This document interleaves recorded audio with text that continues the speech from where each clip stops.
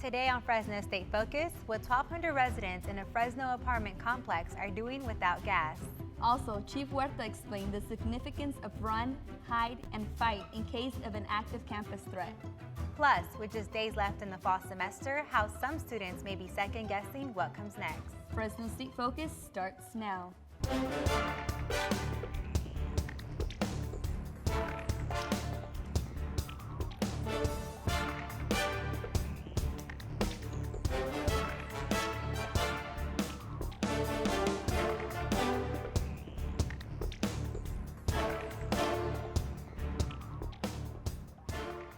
Hello and welcome to Fresno State Focus. I'm Diana Giselle. And I'm Cecilia Jauregui. Another active shooter scene. This one happened in Southern California this morning. San Bernardino police say there are 1 to 3 possible suspects. ABC 30 says that 14 people are dead and 14 are injured. The scene is a building called the Inland Regional Center in South Bernardino near Riverside. It's a social service building. There are also reports that a suspicious device is inside the building. Police and fire officials have closed nearby streets and are asking people to avoid the area. Residents of Somerset Village Apartments have been without gas for 3 weeks. Nearly 1,200 residents have been without heat or hot water to cook food. The city of Fresno declared a state of emergency on November 25th, and the American Red Cross sent disaster relief to the complex. Although the residents have been receiving meals, workers have found it difficult to provide for the people in need. We have 4 different language groups here. We have Lao, we have Hmong, we have Vietnamese, and we have Cambodian. And so we're trying to please the palate of all of them. There is no timetable for the return of hot water and gas for the residents. The city of Fresno has considered a possible relocation of the residents, but no official decision has been made. This past June, the decision was made not to bring back the Fulton Mall ice rink after attracting hundreds of people each year since 2012. Unfortunately, this decision affects more than just those looking to go to the ice skating. Nearby employees, says Sung King, said that those that came to the ice rink brought more businesses to their stores. But when it's open the ice rink, it's come more people and more safety, and come the police and daycare and ice rink too. And for me, it's much better. It's more safety. Especially it's a jewelry store.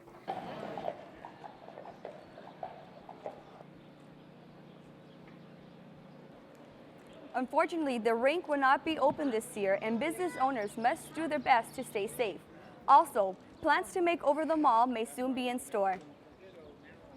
And now here's Fabiola with weather. It's a real bummer that the ice rink won't be open this year. It definitely is a sad thing, especially those who like to skate. But there's also other options. They can go up to the Yosemite and do other stuff over That's there. right.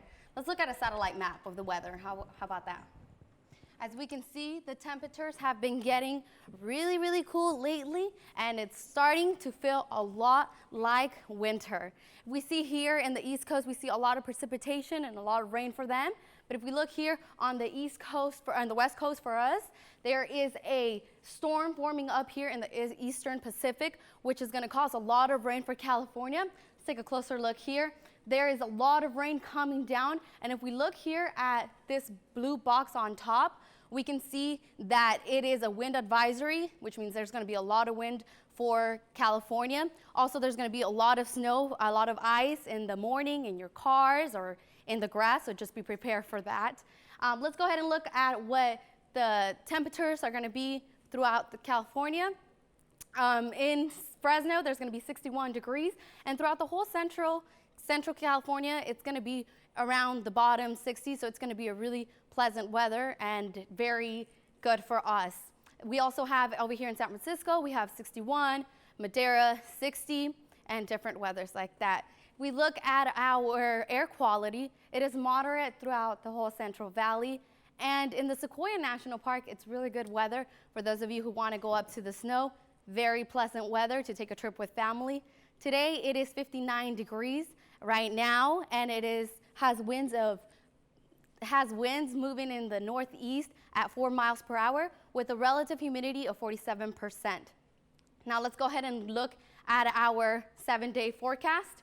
If we can see, for Thursday, we're going to have PM showers. Now, do you remember that storm that we said was going to be coming down? Well, those are the showers that are going to be turning out. And as we move on to our weekend, it's going to stay in the low 60s. And as we move on to your work week and your school week, it's going to stay in the bottom 60s with 62 on Monday and 63 on Tuesday. As we can see, the temperatures are definitely lowering, and it's definitely starting to become a winter weather. Right, that's good news. I personally love the winter. It's my favorite season of the year. Yeah, you can just lay down on your couch and turn on the fireplace. Speaking about fireplace, that will cool down, we just heard about, has many residents utilizing the warmth and comfort of a fireplace. Whether you burn gas or wood, the Chimney Safety Institute suggests cleaning your chimney at least once a year. Doing this helps to prevent the very combustible creosote from building up.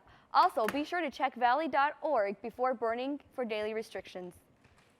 Fresno State welcomes the Lock It Up Project this Friday, an organization that shines awareness on the risks associated with prescription painkillers in the hands of young teens. Here with us today is Program Coordinator Tua Mua to talk more on the subject. Thanks for being with me today. Yeah, thank you for How are you? inviting me. Good, good. Now, tell me what the organization's overall goal really is. Well, our goal, you could say our overall goal is to reduce the illicit use of prescription painkiller here in Fresno County. We started back in 2010. We're on our 5th year, and so far, numbers are looking good. So tell me what these issues with prescription drugs, how common are they here in the college community?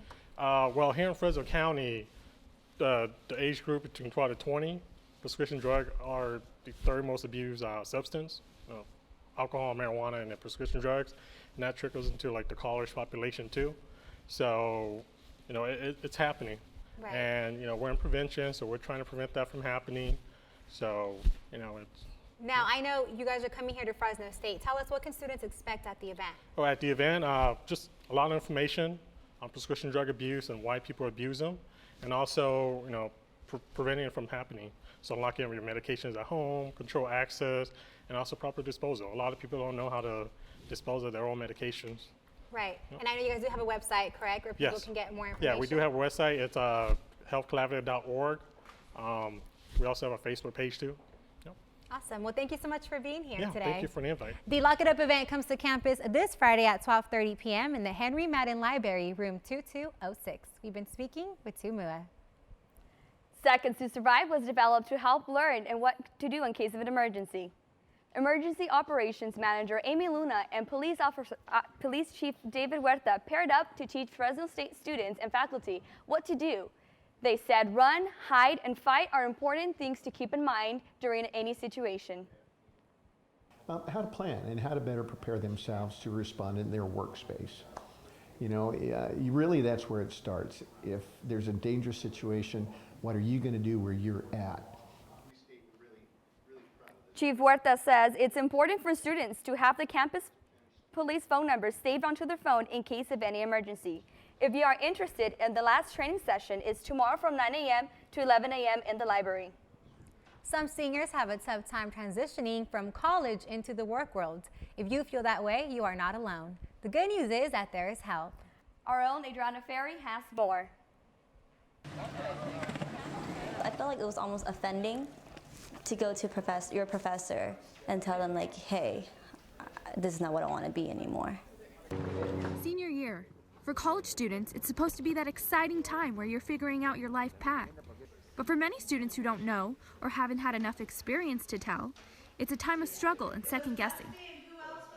I only had a year or a semester left until I was going to graduate. And if I change my major now, it seems like it's going to be such a waste of time of you spending 4 or 5 years in college. And now you're like, nope, but I don't want to be a graphic designer anymore. Though she'd had doubts during her last year, Tran graduated with a bachelor's degree. Some job experience convinced her that wasn't something she wanted. She was so far into the program, she felt like she should just continue on rather than seek advice from professors or counselors. Debbie Young of the Career Development Center says this situation is common for students. You're not alone. There's a lot of students who graduate with degrees in certain majors and they're really not sure that's what they want to do. Young says the best thing to do is go out and experience life. take internships, and learn about industries through volunteering or part-time work. You're going to eventually figure out where you really want to be, because what you want to do is find a passion. You want to find a passion so that every morning when you get up, you say, yay, I can't wait to go to work. Tran is now pursuing a nursing career. Although she has to start over, she thinks she's made the right choice. It might take a little bit longer, but it's going to be worth it. Adriana Ferry, Fresno State Focus. Coming up on Fresno State Focus, the decorations are up and the Christmas tree lane is ready to open. See why residents enjoy this time of year so much. Also, Jessica Adams will join us to discuss the neutral restrooms on campus. All that and more when we come back.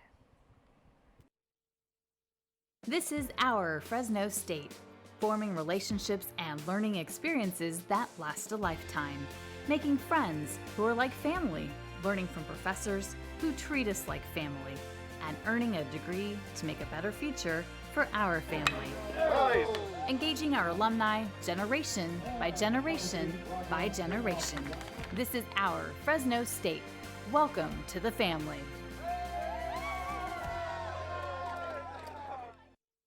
Success.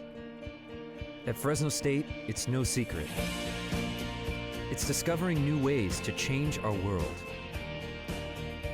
It's creating opportunities as diverse as our community itself. It's in the distinction of our graduates as they lead us into the future. Success is no secret at Fresno State. It's our mission.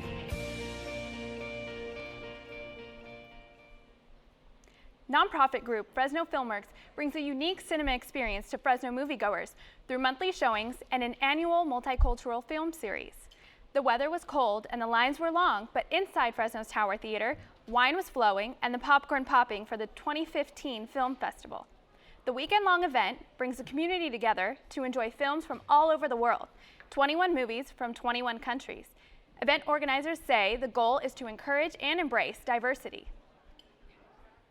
I think we live in a multicultural city, and I think it's important to hear as many different stories and as many different points of view as you can, and I think that's something that FilmWorks provides both at our festival and during our monthly film series.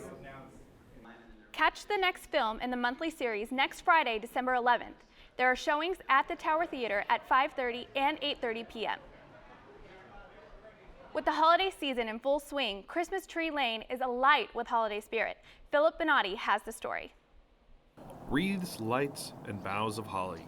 It's the start of December, a month dedicated to the festive spirit of Christmas. But one street in Fresno takes the spirit to a whole other level, and a walk down this street can make a lasting memory. The walks are the best. You know, you can get families together, groups of people. They actually have them where they set up at different houses and have food, and it's just like the start. It's the start of the Christmas season. Christmas Tree Lane has been one of the longest-running holiday events nationwide, entering its 93rd year. All the residents ask for a small donation to help keep the lights on. There are two ways you can enjoy Christmas Tree Lane. One is walking down the street in the cold or in the warm comfort of your car. One house gained national recognition for its decorations, and they're hard at work preparing for the new holiday season. They've been working on it for months because we walk this all the time, and they've been having like a crew, not just whoever owns the house. It is people that I think are being paid. It's their job.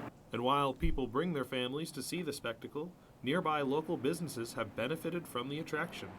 Local businesses such as Hungry Bear Cookies have opened their doors late for the hungry sightseers. We stay open till 10:30, and we have a lot of people in here. There's cookies all the way up to the ceiling in here.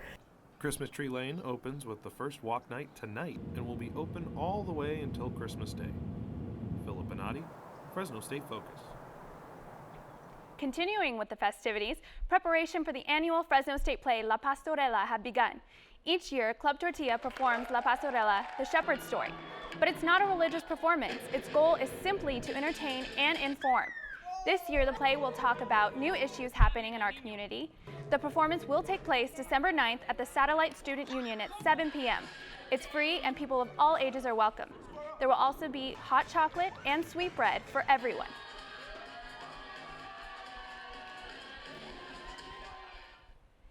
That's your entertainment update. I'm Adriana Ferry. Back to you, Cecilia and Diana. Many students don't know there are gender-neutral restrooms on campus. Joining us today, we have Jessica Adams, Coordinator of Gender Programs and Service, to provide us with more information. Thank you, Jessica, for being here with us today. You. I actually want to ask a couple questions. How did the whole idea of having neutral restrooms come on to have them on campus came through? So we've had a few gender-neutral restrooms on campus for quite a while. In fact, the one in the health center I think has been here for almost 10 years, but they're just in little pockets of campus, so we don't know very much about them.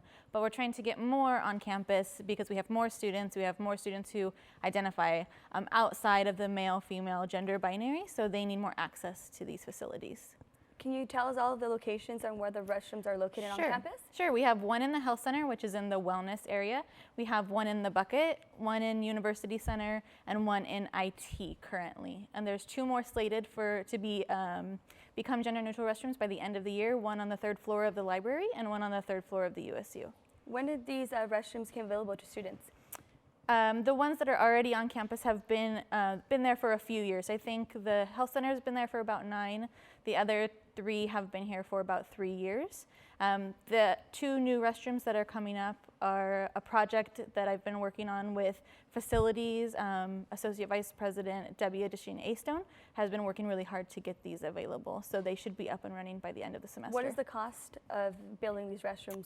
Building the restrooms can be anywhere from $90,000 to $100,000, but right now we're working on transitioning some of our existing facilities to accommodate these restrooms. Where do you guys get these fundings for renovating or making these restrooms?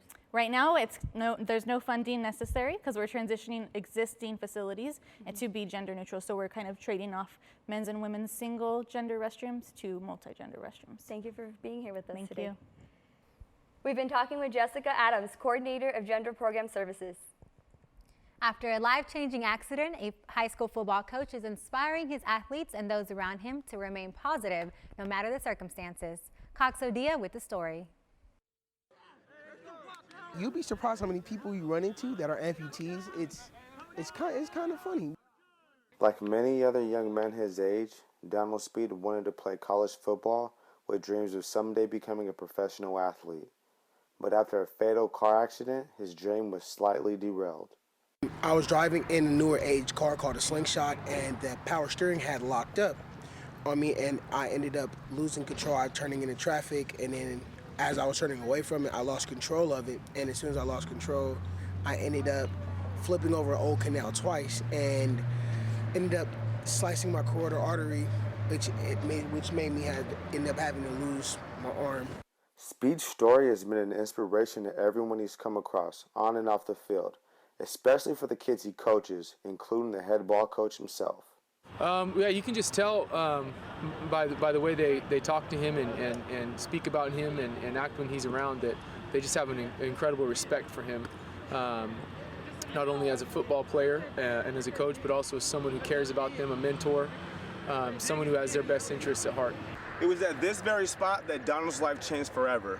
But after the fatal accident, he still continues to pursue his dreams and goals. Donald's perseverance and enthusiasm rings through the team. Along with friends and family, thoughts of what could have been never crosses his mind, and his mother, who he calls his hero, has been with him every step of the way. You know, I wouldn't necessarily call help because my definition of help is a little unique, but like right now, he does not want assistance. He doesn't want help. He wants to do it on his own. So I know he's very independent. He's determined to be independent. Life is still great. I mean, I love life, and it's not going to stop me from living it. Although Donald has faced minor roadblocks along the way, he is coping well after the accident with the support of friends and family. Nothing will deter him from his future goals, and he harbors no regrets. Cox Odia, Fresno State Focus. Just in time for the holiday season, Old Town Clovis will have this horse-drawn carriage rides. Reporter Aldine Williams has more on when and where you can go for a ride.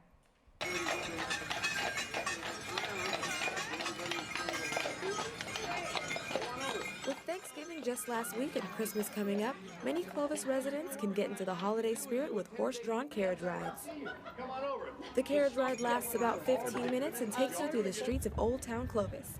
Christina Ramirez surprised her 2 daughters as they caught the last ride of the day this past weekend. They were shocked. They were surprised. We were literally just driving through. And then I parked, and they're like, what are we doing here? While the moments shared on this carriage ride will be a great story to tell, these horses have a special story of their own. Owner and operator of Fresno Carriage tells us about this special breed. We bought them in Amish land, which is in Iowa, where most of these horses come from. They're Percherons. The Percheron horse is a breed of draft horses which originated in the Perche region of France. Fresno Carriage has been operating with these horses for 25 years now. Dota owns 6 Percherons that her company uses for various events, including weddings and, of course, the holiday carriage rides. We've got 2 different sets right now that we're using, and we use one set one weekend, and the next weekend we'll use another one. This particular breed was not picked at random. Dota shares the many reasons she chose the Percheron draft horse. They're just so majestic and beautiful. They're very kind and gentle. They're very different. They have great personalities. These carriage rides are available in Old Town Clovis on Saturdays and Sundays between 1 and 4 p.m. until December 27th.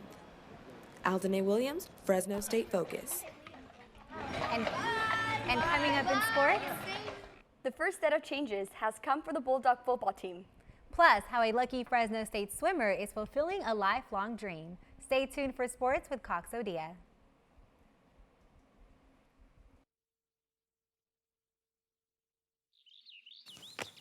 I got the Bulldog spirit up in my head. Up in my head. Up in my head. I got that Bulldog spirit up in my head. Up in my head to say. I got that Bulldog spirit deep in my heart. Deep in my heart. Deep in my heart. Got that Bulldog spirit deep in my heart. Deep in my heart to stay. I got that Bulldog spirit down in my toes. Down in my toes. Down in my toes, I got that Bulldog spirit. Down in my toes, hey! Down in my toes to stay. I got that Bulldog spirit. Up in my head, deep in my heart. Down in my toes, I got that Bulldog spirit. All over me to stay. I got that Bulldog spirit. Deep in my heart. Deep in my heart, deep in my heart. Got that Bulldog spirit. Welcome to this week's Sports Update. I'm Cox Odia. Fresno State has officially fired offensive coordinator Dave Schramm following a 3-win season. This year will mark the first time Fresno State has not won at least a share of the Mountain West title or played in the league's championship game during DeRuyter's tenure. The Bulldogs were 7th to last this season in the FBS in total offense and 108th nationally in scoring offense. Coach DeRuyter made the announcement Monday and said the search for a successor has begun and that the rest of the staff is still being evaluated. The Fresno State men's basketball team rallied from a big deficit, but the Bulldogs' valiant comeback bid came up short in a 78-73 road loss to the number 15 Oregon Ducks on Monday evening at Matthew Knight Arena. Marvell Harris, who didn't score until the 12:04 mark of the second half, led Fresno State with 18 points, while Paul Watson added 11 and Torrin Jones had 10 points and 11 rebounds. The Bulldogs won the rebounding battle 41-32 behind Jones and Karachi Edo, who had 9 rebounds and 10 points. The Bulldogs will be back in action Thursday at 7 p.m. in the Save-Mart Center for Staff and Faculty Appreciation Night. Lakers great Kobe Bryant announced Sunday that he will retire after the season. In a poem titled Dear Basketball, the 37-year-old wrote that the sport gave a 6-year-old boy his Laker dream, and I'll always love him for that. Bryant helped the Lakers win 5 NBA championships over a 12-year career, all spent in Los Angeles, writing that this season is all I have left to give. Bryant is the only NBA player to spend 20 consecutive seasons with one team. For rising amateur boxers, the temptation to turn pro too quickly can be strong. Not only is the platform greater for pro boxers, but the desire to actually get paid for hours of dedicated training is understandably great. With us today is Calixto Madera, aka Kilo the Kid, a local boxer who just recently turned pro. How's it going, Kilo? Good. How are you doing today? Good. So tell me, what inspired you to become a boxer? I think it just kind of came with the way of life. Things weren't going so great, and one of my neighbors recommended me to a gym, and 10 years ago, and it turned into me turning into a professional athlete. Okay, now since you turned pro, tell me, what does it take to be a professional boxer? Dedication and hard work. Where do you see yourselves 5 years from now since you became a pro? I see myself with the world title. Okay. And how do local boxers like Jose Ramirez inspire you in your professional endeavors? That's a great inspiration because he's from the Valley. And he comes from similar background as far as Mexican family, community, immigrant parents, field workers. And he's doing great things in the Valley. He's fighting at the Safe March Center this weekend. I was originally supposed to be on that fight card too, but my fight got canceled last minute. But yeah, he's definitely a great inspiration. He did a lot of great things in the Olympics, and he's doing great things in the pro. He's fighting for his first WBC championship belt. Okay. I see you've opened up a training facility for the youth around the Valley. Could you tell me about that? Yeah, I have some self-defense classes going on for kids, women, or even men in general to teach them how to defend themselves. Okay, and when will be your next fight? My next fight, since it just got canceled, I'm going to probably be fighting in January or February. Date to be announced. Okay, now tell me, what's your daily training regimen for Kilo the Kid? Well, I wake up, 5:30 in the morning, and I go run my 5 miles, and then I get to the gym in the evening, and then I'll do all my bag work, speed bag, jump rope, sparring, all the calisthenics like sit-ups, push-ups, pull-ups, and then sometimes I'll do like a third workout. I'll go to the gym and just kind of loosen up, stretch, and maybe sometimes low weights. It just depends. So I like to switch it up. I don't like to get bored. So, I'll go just do stairs, and then sometimes I'll go do swimming. Just depends. Okay. Well, thank you for stopping by the Fresno State Focus, Kilo. Thank you, man. We've been talking with Kilo the Kid, a local amateur turned professional boxer. One swimmer at Fresno State is hoping to make her dreams a reality. She's going to nationals in hopes of qualifying for the Olympic trials. Kaylina Speakman has more.